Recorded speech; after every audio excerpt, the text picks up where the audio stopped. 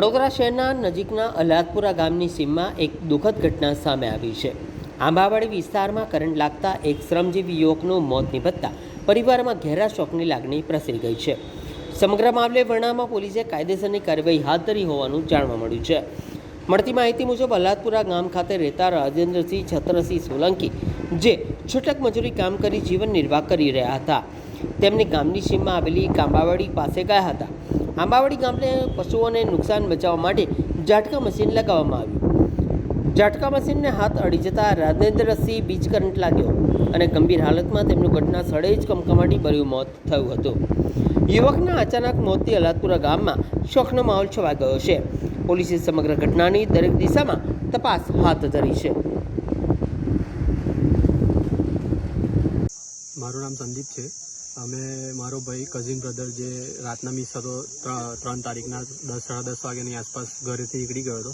પછી અમે આખી રાત એમની શોધખોળ કરી, ફોન કર્યા પણ કોઈ કોન્ટેક્ટ ના થયો। પછી સવારે અમને જ્યારે 10-10:30 અમને જાણવા મળ્યું ત્યારે જે આંબાવાડું છે ગામમાં, અલ્હાદપુરા ગામમાં, એ જગ્યા પર એમની મરેલી હાલતમાં બોડી અમને મળી, તાર પર લટકેલું હતું બોડી, ઝાટકા મશીન પર। અને ઝાટકા મશીન જે હાલતમાં અમે જોયું 10-10:30 ત્યારે એ જે કન્ડિશનમાં હતું એ એને જોઈને લાગતું નહોતું કે આ ઝાટકા મશીનનું ચાલુ કન્ડિશનમાં હશે એવું।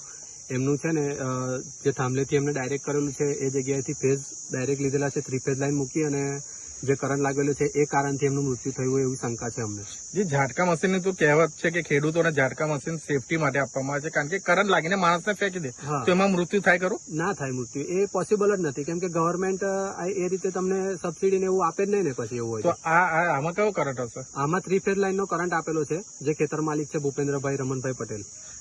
જે તમે સમય જયારે ખેતરવાળા આવ્યા હતા મોર્નિંગમાં બંધ કરવા માટે, એમનો ભૂપેન્દ્રભાઈ પટેલનો જે છોકરો છે એ 6-7 વાગ્યાની આજુબાજુ 2 રાઉન્ડ મારીને ગયા અને ઝાટકા મશીનનું જે ઉપર થાંભલેથી જે ડાયરેક્ટ કરેલું હતું એને બંધ કરીને પછી ગયા।